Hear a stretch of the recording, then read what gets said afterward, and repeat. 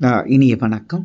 குறிப்பறிதலிலே நாம் பார்க்க இருக்கின்ற 4வது திருக்குறள் 1994.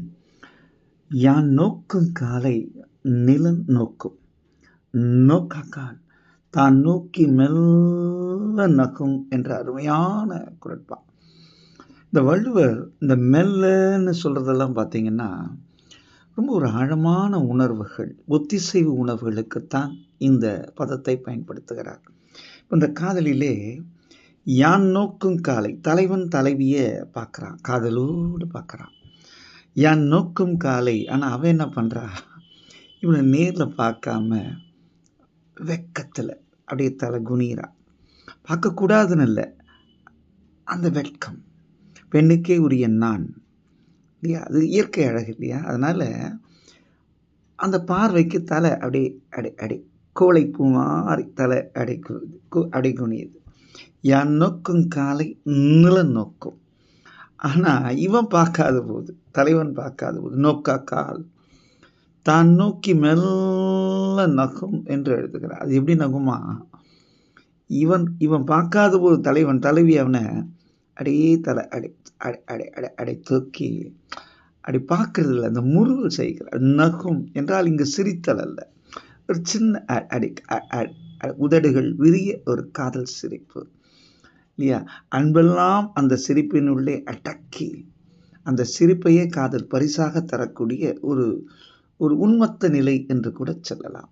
மறக்கும் நிலை, மெய்மறப்பு நிலை, அது காதலினுடைய நுண்ணிய உணர்வால் கட்டப்பட்ட ஒரு நிலை. அதைத்தான் இங்கு சொல்லுகிறார். இதை திரைப்பட ஆசிரியர் கண்ணதாசன் அவர்கள் ரொம்ப அழகாக சொல்லுவார். நேற்று வரை நீ யாரோ நான் யாரோ, இன்று முதல் நீ வேறோ நான் வேறோ. அந்த பாடலில் இந்த அடி ரொம்ப அழகாக வரும். உன்னை நான் பார்க்கும் பொழுது மண்ணை நீ பார்க்கின்றாயே, விண்ணை நான் பார்க்கும் பொழுது என்னை நீ பார்க்கின்றாயே, நேரிலே பார்த்தால் என்ன நிலவென்ன தேய்ந்தா போகும், புன்னகை புரிந்தால் என்ன பூமுகம் சிவந்தா போகும். இது அழகிய, ஏன்னா அந்த மாதிரி பாட முடியாது, நான் பாடின அந்த பாடலுக்கு அது குறைவு நேரம், அதனால் நான் வசனமாக சொல்லிட்டேன். ரொம்ப அழகான அந்த அடிகள்.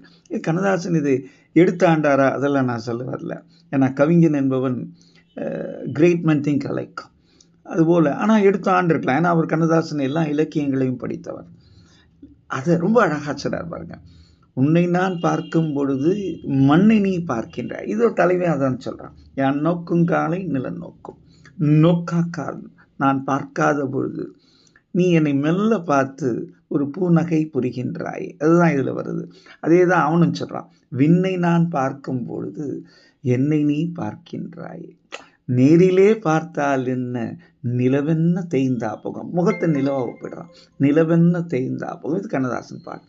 இப்போது அந்த காவியங்கள் இது ஒரு மென் உணர்வை தூண்டுது பாருங்க. இன்னைக்கு இருக்கக்கூடிய இறுக்கமான சூழல்ல, சாப்பிட்டியா, வச்சியா, எடுத்துட்டியா, காப்பி குடிச்சியா, போனியா, வந்தியான்னு நம்ம வரட்டு வார்த்தைகளில் பேசுகின்ற இந்த நேரங்களிலே இது போன்ற அந்த காதல் குறிப்புகள் உள்ளத்திலே அழகான அந்த மகிழ்ச்சியை தந்து மன இறுக்கங்களை மாய்த்து விடுகிறது இல்லையா. இதெல்லாம் போனாலே வியாதி போயிடும்.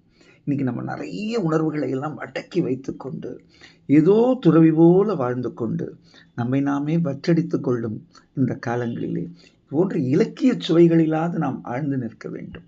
அப்பொழுது மன இறுக்கங்கள் நிச்சயமாக மடிந்துவிடும், நமக்குள் உற்சாகம் பெருகும். எங்கு உற்சாகமும் ஆனந்தமும் இருக்கிறதோ அங்கு உள்ள நலமும் உடல் நலமும் அழகாக இருக்கும், தேகம் ஆரோக்கியமாக இருக்கும் என்பதே வள்ளுவ செய்தியாக இருக்கிறது என்று சொல்லி இந்த நாள் இனிய நாளாக நாம் ஒவ்வொரு நாளும் வள்ளுவன் சொல் போல அன்றென்று ஆதலினால் காதல் செய்வோம். நன்றி, வணக்கம்.